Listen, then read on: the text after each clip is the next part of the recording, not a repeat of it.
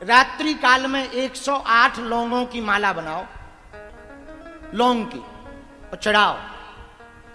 लौंग की माला बनाकर देवी को चढ़ाओ और बैठ करके लाल आसन पर भगवती के बीज मंत्र की माला करो। एक माला, ओम ऐं ह्रीं क्लीं चामुंडाई बिच्चे। इस मंत्र को 108 बार बोलकर 5 प्रकार की मिठाई का भोग लगा दो, और जो आपको सिद्धि प्राप्त करनी हो वो मंत्र की माला कर लो, या वो मंत्र की आहुतियां कर दो, या जो गुरु मंत्र आपको प्राप्त हो उस मंत्र का जप कर लो। आज के दिवस आपका बाण खाली नहीं जाएगा। दशहरा को टोटका का बड़ा महत्व है। आप कोई सिद्ध प्राचीन उपाय बतलाने की कृपा करें। देखो, हम वैसे टोटका वोटका तो हनुमान जी का ही जानते हैं, उनका नाम जानते हैं, उनके ही उपाय जानते हैं। फिर भी विजयादशमी के दिन यदि आप स्थिर लक्ष्मी पाना चाहते हो, लक्ष्मी है चंचला, एक है अस्थिर लक्ष्मी, एक है स्थिर लक्ष्मी। स्थिर लक्ष्मी को यदि आप पाना चाहते हो कि धन टिका रहे, उपाय सुनो। यदि धन टिकता नहीं है तो उपाय सुनो। दशहरे के दिन समी के पेड़ के नीचे सरसों के तेल का दीपक जलाकर कमलगट्टे की माला लेकर बैठ जाएं। एक बीज मंत्र है लक्ष्मी जी का, श्रीम। क्या है बोलो? श्रीम, श्रींग नहीं, अर्थ का अनर्थ ना कर देना। श्रीम, श्री उसके ऊपर बिंदी, ये लक्ष्मी जी का बीज मंत्र है।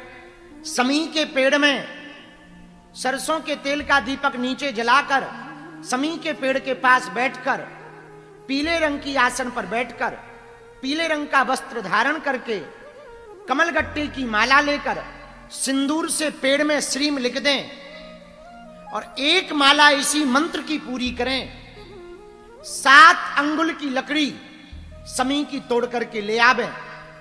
जहां धन वैभव आदि आप रखते हो वहां पर पीले रंग के कपड़ा में जब रावण जल जाए, रात्रि काल में आप उस लकड़ी को अपनी तिजोरी में स्थापित कर दें और प्रतिदिन महालक्ष्मी माता के नाम से स्पर्श करके अपने कारोबार पर जाना प्रारंभ करें। आया हुआ धन आपके घर पर रुकने लगेगा। इस प्रयोग को हमने भी किया है, वेदोक्त प्रयोग है। वो बात अलग है कि हमारे पास ज्यादा आता नहीं, और जितना आता है तो हम ये प्रयोग कर लेते हैं कि भाई तुम रुक जा। और चला इसलिए जाता कि अस्पताल भी बनवाना है, भंडारा भी चल रहा, बेटियों का विवाह भी करना है, चला जाता है। देते राम जी हैं, लेते भी राम जी हैं। गांठी बंधन वो करें जिनके राम ना होए। इस भाव से हम जीते हैं। पर यह उपाय बहुत सिद्धप्रद है। इस उपाय को आप करके हो सके तो इस बार इस प्रयोग को आप कर सकते हो। किसी ने एक प्रश्न और पूछा,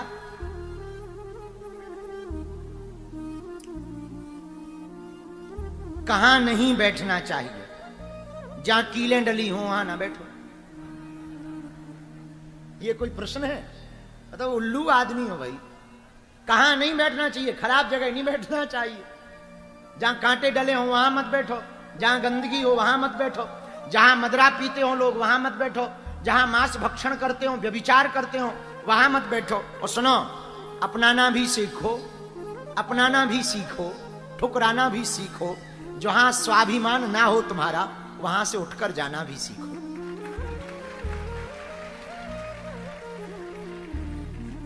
है? क्या है? अच्छा ओम जी, हाँ भजन बहुत अच्छा बना है, हमने सुना है। प्रोड्यूसर भी आए, 2 मिनट का बजा देना, 1-1.5 मिनट का पूरा नहीं बजाना, 1-1.5 मिनट का बजा देंगे ताकि महाराज जी की कथा संस्कार टीवी पे जो लाइव चल रही वो महाराज जी की वाणी भी पहुंच सके, देर ना हो सके। तो आज छिन्नमस्ता पे चर्चा हो गई, कल चंड मुंड वध नहीं हो पाया, कि हो गया? नहीं हुआ। देवी भागवत का चंड मुंड वध और मैहर की शारदा माता पर हम लोग चर्चा करेंगे। और दूसरा, आप थप्पड़ मारकर यदि तुम बलवान हो, बहुत शक्तिवान हो, तो थप्पड़ मारकर आप 50 लोगों को अपना नहीं बना सकते, पर हाथ जोड़कर 5 लाख लोगों को अपना बना सकते। सरलता में यह ताकत। तीसरी बात, वाणी बहुत मीठी रखो, लेकिन इतनी भी मीठी ना रखना कि शुगर हो जाए। हाँ, बीच बीच में पक्के भी बने रहो, कड़वे भी थोड़ा, कड़वे नहीं सत्यवादी, पर सत्यम ब्रूयात प्रियम ब्रूयात। सत्य बोलो पर प्रिय भी बोलो, सूत्र है ये।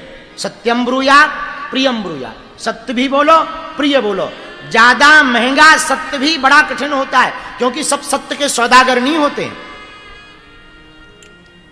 चौथी बात, भगवान के भरोसे रहो, और ऐसे वैसे नहीं, पूर्ण भरोसे रहो।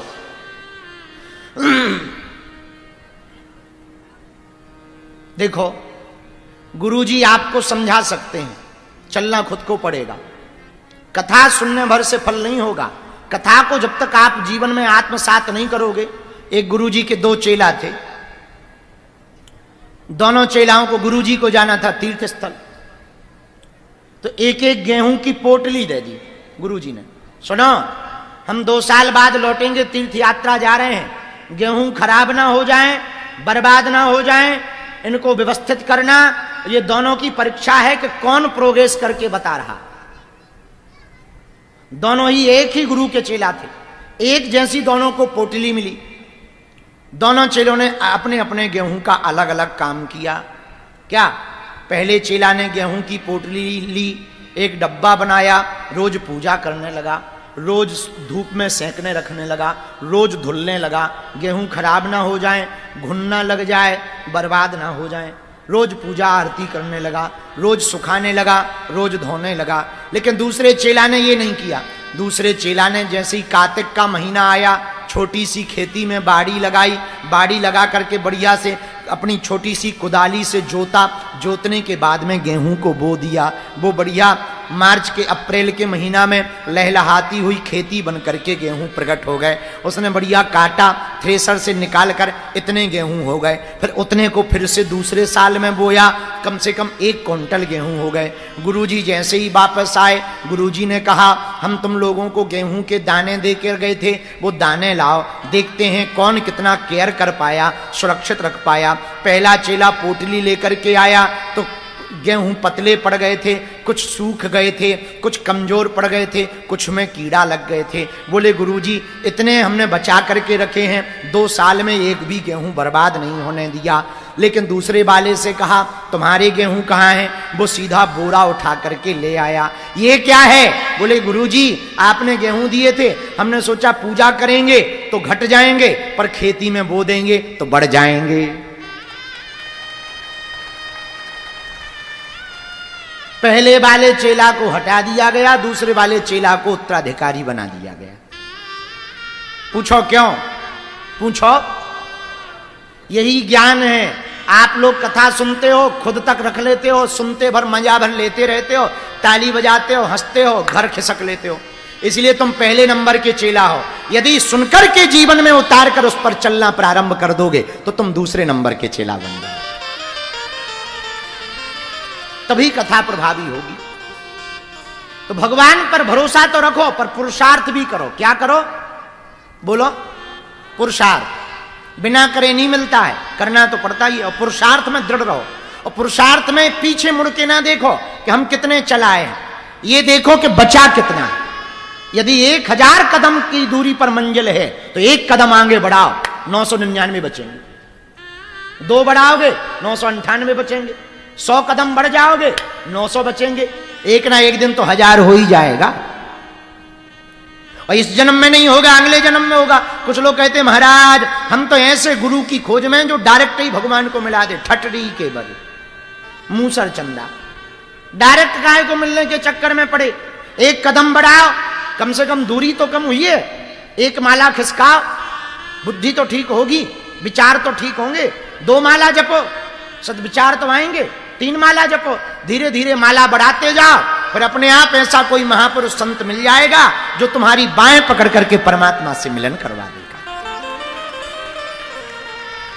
हमारे पूज्य श्री सन्यासी बाबा, हा, दादा गुरुजी की जब हम शरण में यहां रहते थे मंदिर में, तो दादाजी तो बड़े विरक्त तो फक्कड़ महात्मा थे, बड़े फक्कड़ थे, तपस्वी भी थे। हमारे दादाजी एक बात कहते थे, सुनो बेटा, बुंदेलखंड में बिटवा कहते हैं उसको, सुनो बिटवा, जीवन में चरे बेती रहना चाहिए, मतलब चलते रहना चाहिए। नदी बहती रहती है इसलिए वो समुद्र तक पहुंच पाती है, हवा चलती रहती है इसलिए वो बादलों को परिवर्तित कर पाती है। वैसे ही जिंदगी भी यदि चलती रहे तो जिंदगी बदलती रहेगी। ठहरा हुआ जल खराब हो जाता है, कीड़ा पड़ जाते हैं, इसलिए चलते रहो। अजय जी जब हमको दूसरी तीसरी बार मिले, कथा के जजमान जी बोले, गुरुजी हमको भगवती की कृपा चाहिए, साधना चाहिए। एक हमारे मामा जी हैं, शायद भग गए होंगे, केशरी नंदन जी, कहाँ गए? बाहर गए। हमारे सगे तो नहीं हैं वो, पर सगे से बढ़ के हैं मामा जी। उनकी एक बात हमको बहुत अच्छी लगती है। पंडित जी सुनो ध्यान से, तुम्हारे काम की बात। वो जब भी हमारे पास आते हैं तो हम बल्कि चतुरता से कहते हैं, व्यापार सब ठीक है, आशीर्वाद है, खूब चले। वो हाथ जोड़ के पता है क्या कहते? वो तो सब ठीक है गुरुजी, आशीर्वाद दो कि और हमारा भजन बढ़ जाए। हाँ, एक ही बात वो हमेशा बोलते हैं, आशीर्वाद दो हमारा नाम जप और बढ़ जाए, हमारा भजन, हनुमान जी के हमको दर्शन हो जाए। कितनी अच्छी बात है। गुरु के पास जाकर के यदि ये मंगाओ, हमें और गुरु की तो पता नहीं, हम अपनी कह सकते, इतना मन आह्लादित हो जाता है, इतना मन प्रसन्न हो जाता है, ये लगने लगता क्या लुटा दे इसके ऊपर। अब हम तो साधारण जीव हैं, साधारण मनुष्य हैं। जब हमारे मन में ये भाव है कि इन पे क्या लुटा दें, तो विचार करो, यदि हम भगवान से भगवान को मांगेंगे तो वो क्या नहीं सोचेगा कि हम क्या ना